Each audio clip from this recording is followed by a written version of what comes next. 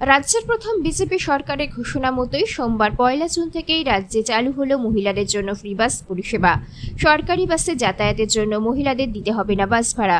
স্বভাবতই সোমবার 1 জুন সারা রাজ্যের সাথে মালদাতেও মহিলাদের জন্য সরকারি বাসে নিখরচাে যাতায়াত ব্যবস্থা চালু হওয়ায় চওড়া হাসি ফুটল মহিলাদের মুখে।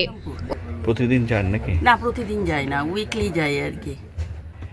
আজ এখানে দেখলাম ভালোই জিরো টিকিট দিচ্ছে। হ্যাঁ, সরকার ভালোই ব্যবস্থা করেছে।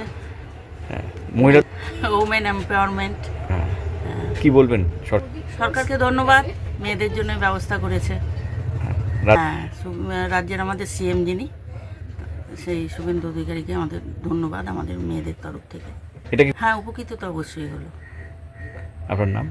মৌসুমী দত্ত। মহিলাদের জন্য চালু করবে ফ্রিতে বাস পরিষেবা।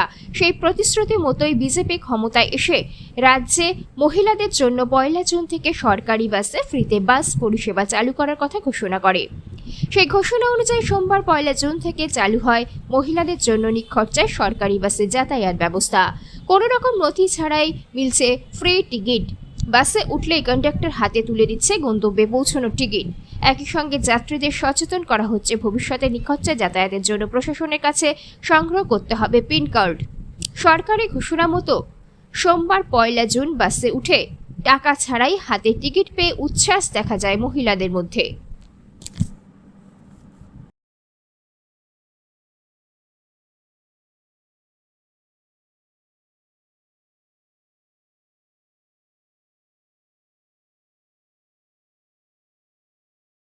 আমি বালুরঘাট যাচ্ছি।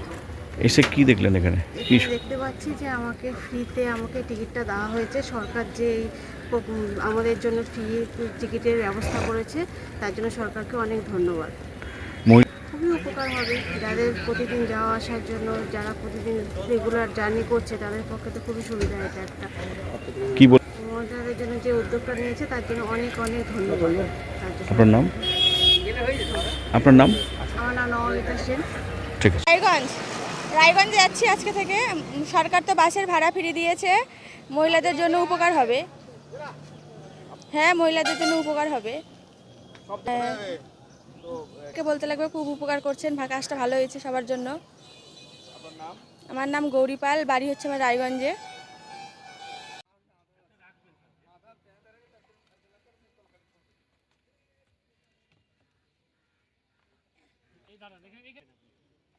টিকিটটা দেবে, টিকিট ধরে থাকে, টিকিটে ধরে থাকে। একটু ওই জন্য আধার কার্ড সঙ্গে রাখতে।